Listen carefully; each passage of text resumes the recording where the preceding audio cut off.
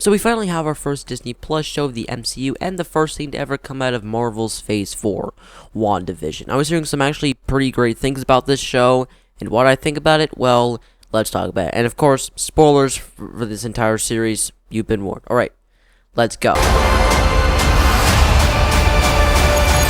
So I was hearing some pretty great things about this show going into it, and what did I think of it? Well, I thoroughly had a good time with WandaVision. Do I think it's flawless? No, especially at the end of the show, it kind of gets worse and worse as it goes, but I would say overall, this was a thoroughly enjoyable show from start to finish. It had fun ideas, quirky characters, good action sequences, and an aesthetic that I actually really enjoyed. So, let's talk. Performances here are all pretty great. Elizabeth Olsen is really good as Wanda. She's always been pretty good, but never anything outstanding. And in this, she really gets time to shine. She's quirky, but also she can do the more serious moments. And the action sequences, she sells them pretty well. So she's really good.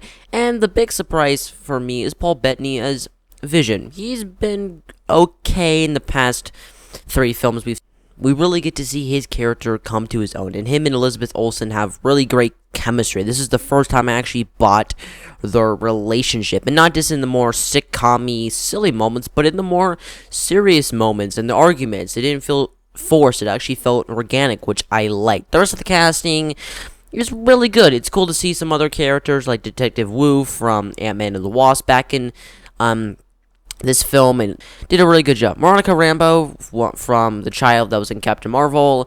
I was really confused how she is older now, but in an episode where she explains, I totally forgot that the blimp, if you disappear, you grow 5 years. So I guess it would make sense that she's an adult, but I didn't know she was that old, like in her teenage years in Captain Marvel, but still, and I thought she was pretty good here. The performances all around is pretty good. So all the cast does a really good job here. And, of course, the aesthetic. This is made to be different sitcoms. And I gotta say, the best part of this show for me was episode 1 and 2 when it's being the 50s and 60s sitcom. No, nothing is really happening in terms of the main plot line, but I found the fake plot lines in the sitcom to be actually really engaging, funny, and the performances to be really stellar. The third episode, when it goes into the 70s sitcom, is good. Fourth, when it goes to the 80s sitcom, I would say the show gets least kind of like worser in quality until episode 8, which I thought was really good. When we go into Wanda's past life, we see what she was like as a kid. We get to see what her the experiments were like from Loki's scepter. We get to see all this stuff. And why I wouldn't say the episodes get bad as they go, they definitely get less interesting, which we'll get into. But I also like how the show changes. Like when it's the 50s and 60s sitcom, of course it's in black and white and the aspect ratio is different, but the performances are more like over the top and hammy because that's what it was back in the 50s and 60s. There's laugh tracks, the direction is really different, and as it goes along, it starts as just very like static shots and then goes to more cinematic. I really enjoyed that. And all the stuff in Westview with Vision and Wanda, then eventually their kids, were all really good.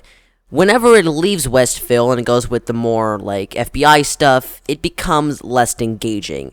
Mostly because the writing is really good for the sitcom moments in Westview and it's actually really engaging, but the FBI stuff wasn't as engaging. Maybe because the writing wasn't as tight as I would want it to be, or the storyline of these parts of the series wasn't as good. But for the most part, I thought all the sitcom stuff was really good. And surprisingly, episode 1 and 2 were actually really funny. I was finding myself laughing quite a bit throughout. So, yeah, props on the show for actually being a pretty funny show throughout. The visual effects and action sequences, for the most part, are pretty great. The action is not very good, though, especially in the last episode, episode 9, which, let's just talk about. Episode 9, I was not a fan of at all. The villain, which was actually really enjoyable as just this kind of nosy neighbor, I thought she was really fun. But then when she's announced as the villain, she just is typical villain. The dialogue is pretty typical. What she just wants Wanda's powers, which is pretty predictable. And the final battle between her and Wanda was pretty anticlimactic. And while the visuals for the most part of the entire show were like movie level, by that last episode, there was some not so good visuals. And that entire episode is just an entire action scene, which for some people, they would be like, that's a good payoff. But for me, it wasn't the payoff I would wanted from the show. And my main problem with the show is it gives too many answers far too quickly. I understand they needed to get answers out, but I feel like we were getting answers by episode 2, by the end of episode 2. And it was like, okay, I like the eeriness, I like the more creepy aspect that the show's going for, but we were just getting too many answers far too quickly, and I wish it was just more up to your imagination. More or less. I know they couldn't completely do that because it is a show. They have to answer questions sooner rather than later, but I wish they would have done it more spread out throughout the show. And also, the actual reveal that it's just the witch behind all this was pretty disappointing. And not because, I had all these fan theories. To be honest, I didn't go into this expecting anything to really excellent happen in terms of like, Doctor Strange is going to pop up. Because I didn't have any fan theories like that. I didn't have any expectations like that going into the series. So I wasn't disappointed that none of that happened. But the last episode does have a really touching moment where Wanda does have to say goodbye to her children. It's a very touching moment and has to say goodbye to Vision.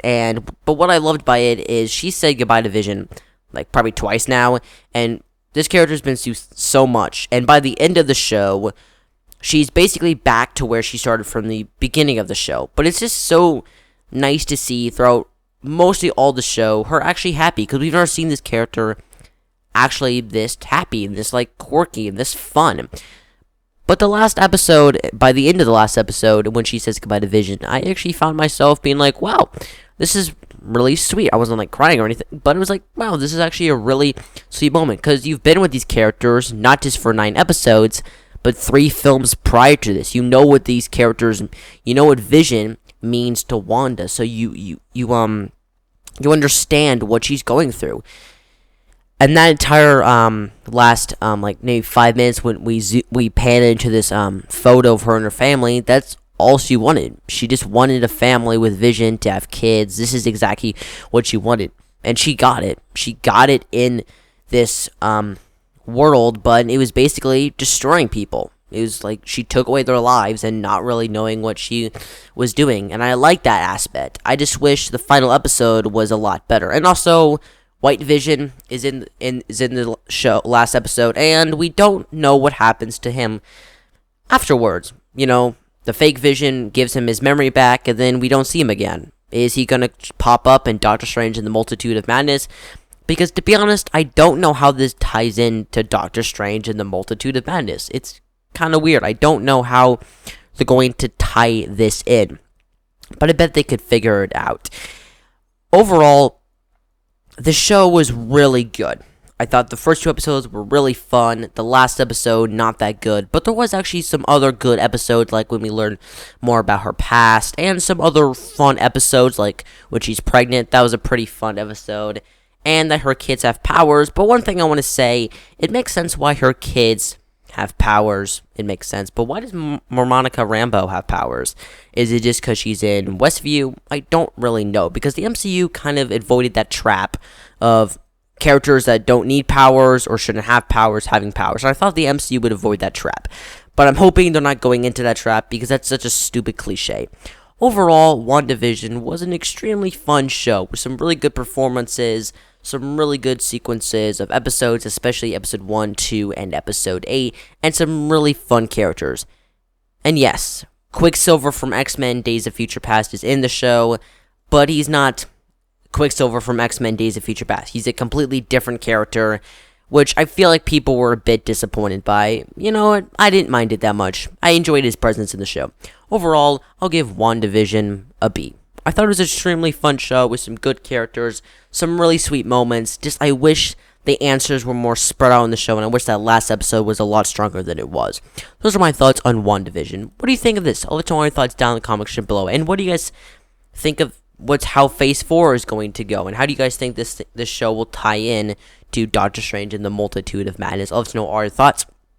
If you guys like this, hit the like button and subscribe and that post notification bell so you know when I upload another video. You can check out my podcast I do every other Tuesday with a friend of mine. It's called the Movie View Podcast. And you guys can check out my Instagram at _Daniel77. Thanks for watching, guys, and I'll see you next time. General out.